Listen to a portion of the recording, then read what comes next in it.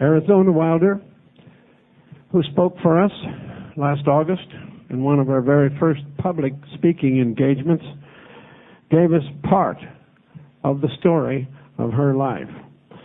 The title that I've given to it, I felt was appropriate, but she can change it if she wishes, is Bizarre Experiences of a Mind-Controlled Slave.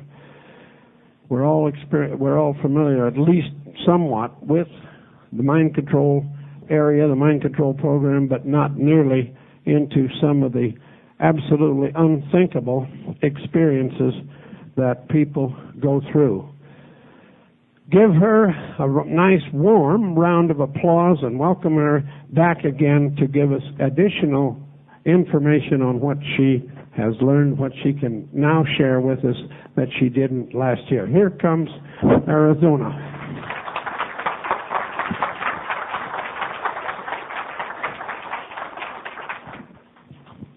Hello. Can everyone hear me? No? Now can everyone hear me? Yeah. Okay. Thank you, Dean, for having me back again, this time at Global. Last time that I spoke here to the general audience, I simply went through and told people why I was doing what I was doing, what had happened to me.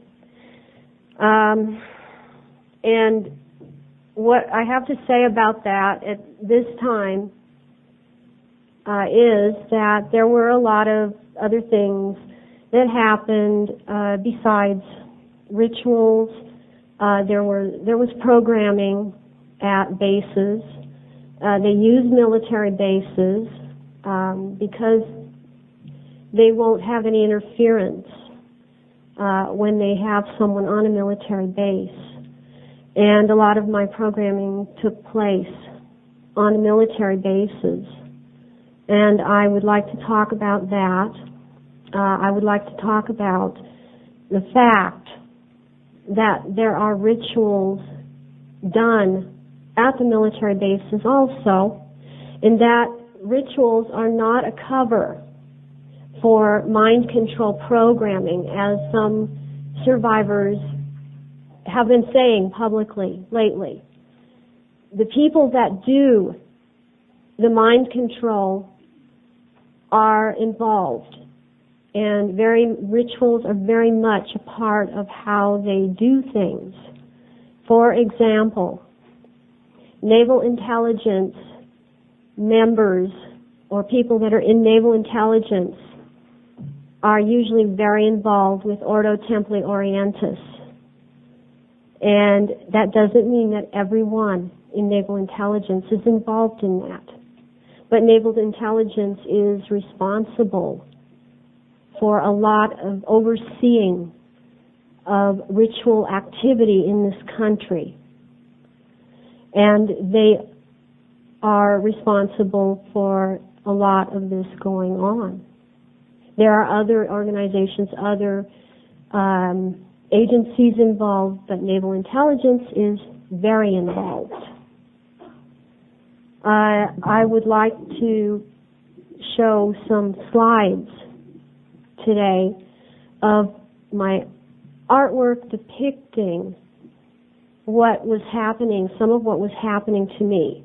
And this artwork it was done in crayon, pencil, pen, paint, whatever I could have my hands on at the time. It was done while sitting on the floor. It was done while being in the hospital. It was done while anywhere that I could do it. And I did it as quickly as I could because these things that were coming out of me were overwhelming. And I couldn't write about it. I did keep a lot of journals, but some things I couldn't write about, but I could draw. So I drew them. And there's a lot to be said for the drawings because there's something that can say what words can't say. It wouldn't do it justice to try and describe in words what the pictures can show. I also, before we start, I would like to make a point about something. I'm not usually a speaker. I work full time, and I have a very busy life. And this is coming here and doing this. This is the second time I've spoken to a larger audience.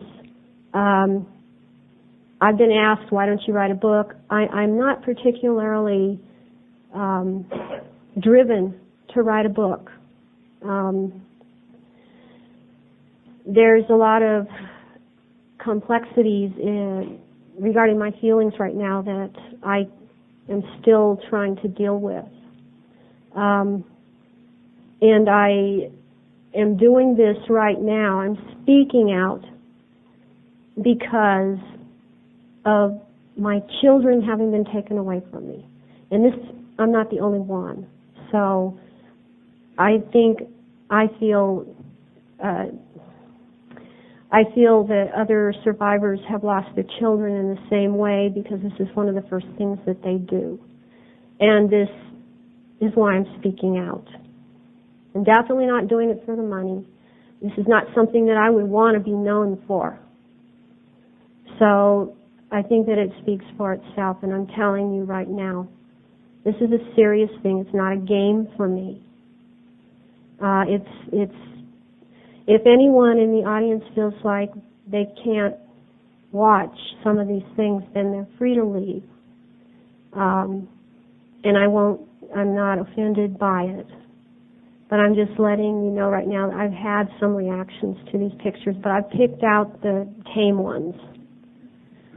So, why don't we start?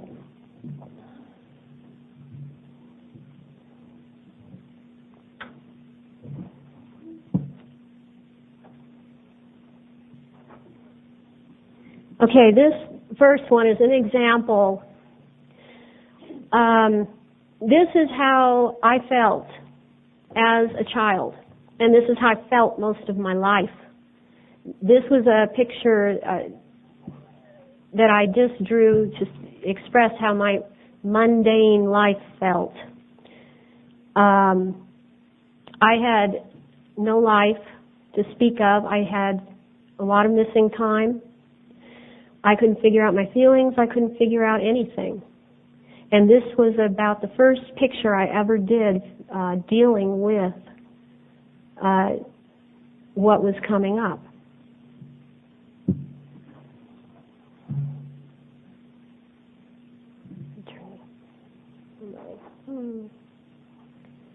Okay, this picture is important simply because of the few pictures that follow. I had a part called Alice.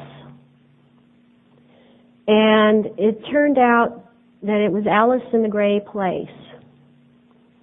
Alice in the Gray Place mystified me because I knew about Alice in Wonderland programming,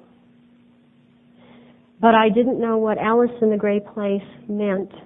And I had a lot of journaling to figure this one out and drawing.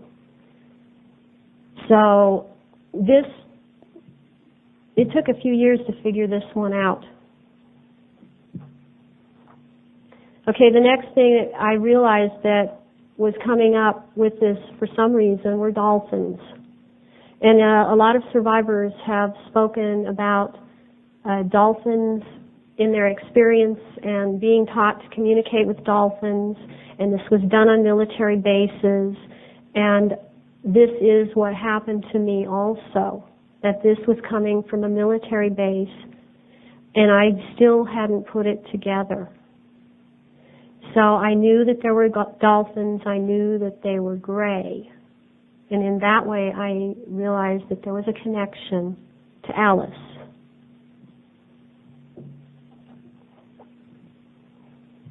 Okay, what I realized and what I've discovered over the years is this is in particular pertains to Area 51. At Area 51, there are a lot of dealings with alien extraterrestrial life, And also on Area 51